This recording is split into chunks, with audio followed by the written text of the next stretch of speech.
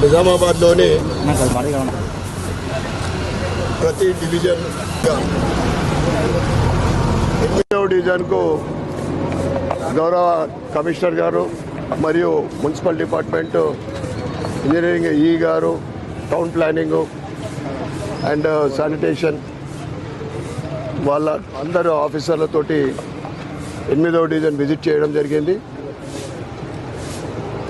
ఇందూరు నగరంలోని 54 డివిజన్లు, మొత్తం 60 సిటీకి సంబంధించి 54 డివిజన్లలో అత్యంత ప్రాబ్లమేటిక్ సమస్యాత్మక ఒక 5 డివిజన్లలో ఇది ఒకటి. ఎందుకంటే ఒకప్పుడు సిటీకి ఆనుకొని అవుట్స్కట్లో ఉన్న ఈ డివిజను ఇప్పుడు సిటీకి దగ్గరలో అయిపోయి సెంటర్లు అయిపోయి దీని తర్వాత కూడా సిటీ డెవలప్ అయింది. ఇక్కడ ముఖ్యంగా చాలా మేజర్గా రోడ్లు, డ్రైనేజీ, వర్షాకాలం వస్తే స్టామ్ వాటర్ నీళ్లు నిలవడము, డ్రైనేజీ గురించి అంటే అండర్ గ్రౌండ్ డ్రైనేజ్ లేకపోవడము. ఇప్పుడు అమృత్ 2 కింద వర్కులు కూడా నడుస్తూ ఉన్నాయి. ఇక్కడ కూడా ఈ కాలనీలో కూడా స్టార్ట్ అయింది. ఇవన్నీ కూడా మేమందరం కలిసి చూడడం జరిగింది. కమిషనర్ గారి దృష్టికి కూడా తీసుకెళ్ళడం జరిగింది.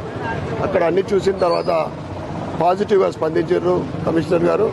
తప్పకుండా అభివృద్ధికి దీనికి ప్రత్యేకమైన దృష్టి పెడతామని 3-4 కాలనీలలో దీనిపైన ప్రత్యేకమైన దృష్టి పెట్టి డెవలప్మెంట్ కోసము అందరం కలిసికట్టుగా ప్రయత్నిస్తాం. తప్పకుండా రాబోయే రోజులలో అండర్ గ్రౌండ్ డ్రైనేజ్ కంప్లీట్ అవుతుంది. రోడ్లు, మిగతా సమస్యల్ని మ్యాక్సిమంగా వీలైనంత సాల్వ్ చేయడానికి తప్పకుండా ప్రయత్నిస్తాం. సార్, గత 40 సంవత్సరాల్లో చేయలేని అభివృద్ధి గత 10 ఏళ్ళు చేశానని చెప్పేసి మిస్టర్ డెవలప్మెంట్గా నాకు పేరుందని చెప్పేసి గత ఎమ్మెల్యే అన్నారు కదా సార్, మీరేమో అభివృద్ధి జరగలేదంటున్నారు. కాలనీ వాళ్ళకు అడుగుదాము. 25 ఏళ్ల నుంచి అసలు ఆయన 10 ఏళ్లలో అడుగు పెట్టింది లేదు ఇక్కడ. ఆయనకి ఏం తెలుస్తుంది? ఎమ్మెల్యే గారికి ఏం తెలుస్తుంది? అడగండి, మీరే ఒకసారి వెళ్ళండి. 10 ఏళ్లలో అడుగుపెట్టి ఎలక్షన్లప్పుడు వచ్చిండొచ్చు, అది కూడా మొత్తం రాలే.